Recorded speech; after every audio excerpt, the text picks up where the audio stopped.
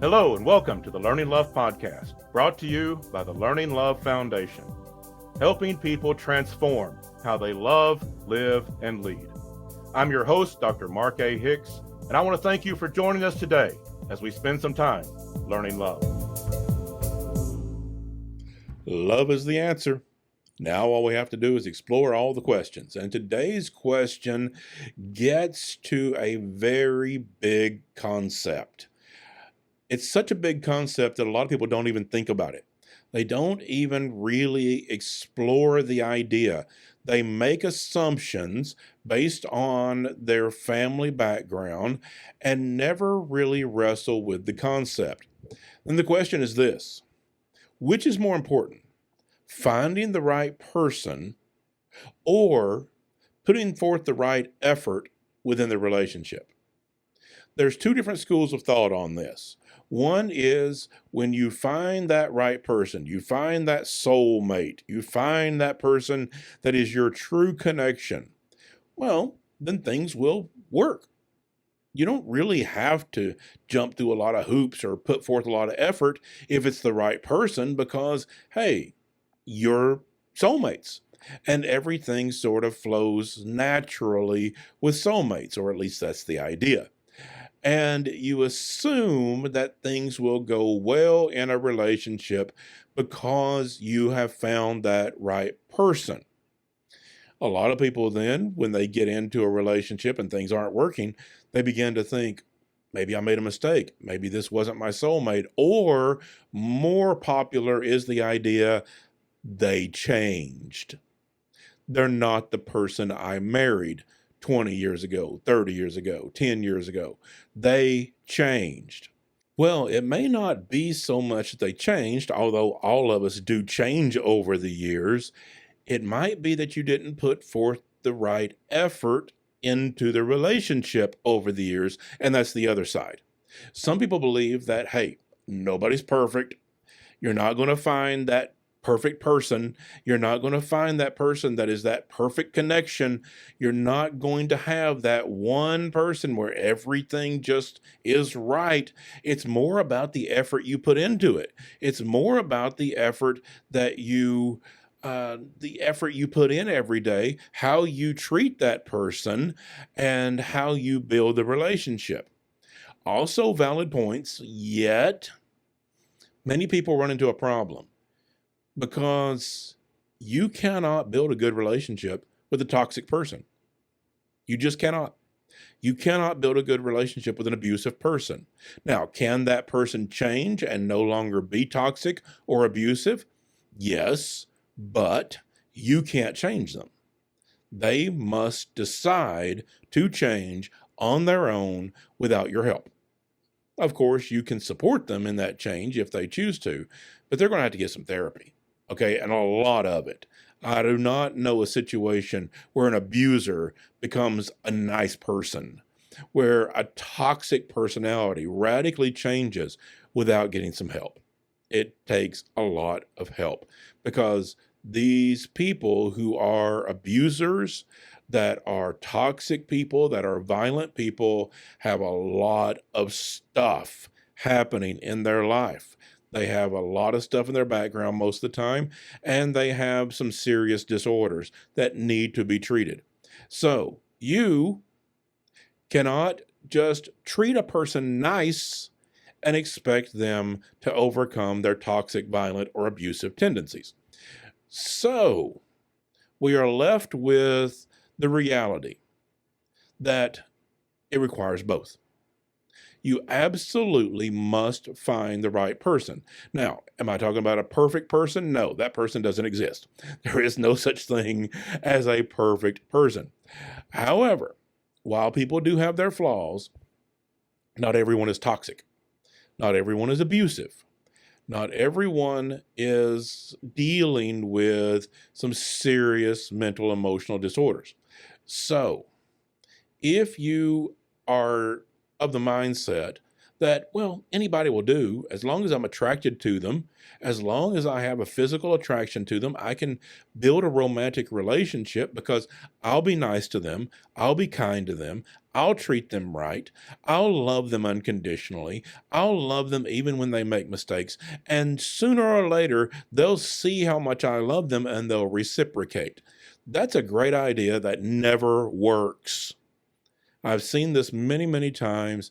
People trying to decide that if I treat them well enough, eventually they'll treat me well back. Does not work. It just doesn't. Because toxic people are going to be toxic. Abusive people are going to be abusive unless they choose to get help to change. It will not come because you're nice to them. It will not come because you love them and treat them right. It will come because they make a choice. And the reality is, I'm sorry to say, that very rarely happens. It's not common. So we must find a decent person. Healthy, happy, thriving relationships are built with two decent people. Not perfect, decent people in a relationship. And by decent, I mean people that understand how to be kind, how to be polite, how to be courteous, how to treat people with a certain level of dignity and respect all the time, even if you're having a bad day. That doesn't mean we're perfect, doesn't mean we don't fight sometimes, doesn't mean we don't have arguments, doesn't mean we don't say things that we regret on occasion. But decent people know how to treat someone with decency, and that is required. You must find that right person, and by right, I mean decent. I mean a person who has the capability of being kind and respectful and courteous on a consistent basis, not every now and then. Okay. I know whenever you get into those toxic relationships, you say, well, sometimes they're so nice. Yes, I know. I'm talking about consistently all the time, that the mess up, the that stray word, that behavior that is out of line is a true rarity. Decent people just don't do that all the time. They don't do it consistently. It is a thing that almost never happens. And when you have a decent person, then you can build a good relationship, but it's still going to take effort. You still have to communicate. You still have to treat each other well. You still have to do the practical things like learn to deal with household chores if you're living together. You have to learn how to raise kids together.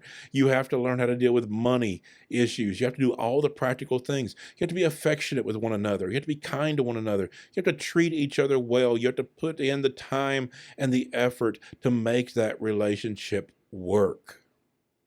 It is about the effort. You can't just find a decent person, a kind person, a good person, and then ignore them. Go about your business, put yourself into work, put yourself into the kids, and never have a relationship with them and expect that to last a long time. Expect that to last a lifetime. It just doesn't work that way. It takes effort. It takes dedication. It takes kindness and courtesy. It takes showing affection and spending time with one another and having communication skills. It takes all the effort. But all the effort in the world will not work with an abuser, with a toxic person that is going to treat you bad no matter what you do.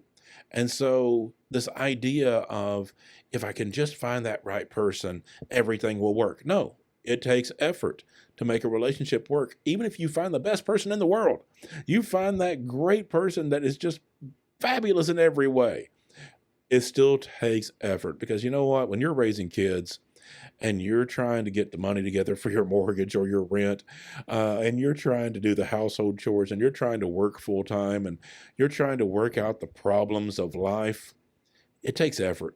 Okay, relationships take effort because life takes effort, and you're living life together. And so it's a complete myth to think, well, if I just find that right person, everything will work. And it's a complete myth to think, well, if I just find somebody that will do, I can make it work because I will put forth so much wonderful effort in this relationship, they will surely reciprocate. Neither one of those will work. You need to find a person worth putting the effort into. You need to find a person who is a decent person, a kind person, a person of decency that is worth putting in the effort. And then you put in the effort. Find a person that is worth putting in the effort, and then put in the effort. And you can build a great relationship that way. Find a decent person. Care about yourself enough to expect someone to treat you decently, with respect and with kindness. Find that person that will show affection, that will show the kindness that you deserve, the courtesy that you deserve. Love yourself enough to know you deserve all of that, and find someone that's their basic personality. And when you find someone that treats you that way, and you have common ground, you have things you love about each other, and you fall in love, go into it with the full knowledge you're going to have to put in the effort. Okay, it's not going to just work. It's not going to just work because you found your soulmate or you found this wonderful person. You're going to have to put in the effort because life takes effort. So find a person that's worth putting in that effort, and then put in the effort. When you do that, you can build great relationships. Both people have to be doing this. Both people have to be putting in that effort. One person cannot carry a relationship. You must have two people that are decent, kind people that know how to show respect and courtesy in a relationship, even during the tough times, and then put in the effort of communication and working out all the household chores and learning how to parent together and learning how to spend money and learning how to live life together, because life is hard and it's going to have its difficulties, and we have to come through those difficulties together, and we do that by working at it, by making the effort to build that relationship. And so it takes both. You absolutely cannot build a relationship with just anyone. Toxic, abusive people are out there, and those people, you're just not going to be able to build a healthy, happy relationship with an abuser. Unless they get help, that's not going to work. But you can find a great person and still mess up this relationship if you're not putting in the effort every day, if you're not doing the stuff that is the building blocks of relationships, like time, like affection, like communication, like cooperation. All of these things build relationships over time, and they are built with two decent people in a relationship. It takes both. And so don't fall into the myth that as soon as I find my soulmate, everything's perfect. And don't fall into the myth that, well, it doesn't really matter, nobody's perfect. As soon as I find somebody I'm basically compatible with and attracted to, then I can just put forth the effort to build the relationship. Neither one will work. You must have both. Must have both. Must have both. And that's my thoughts this week as we are looking to build those happy, healthy, thriving relationships that we all truly want.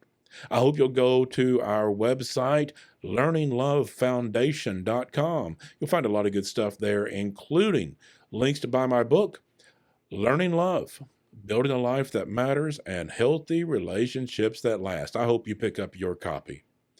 Thank you so much for listening. Until next week, love well, everyone.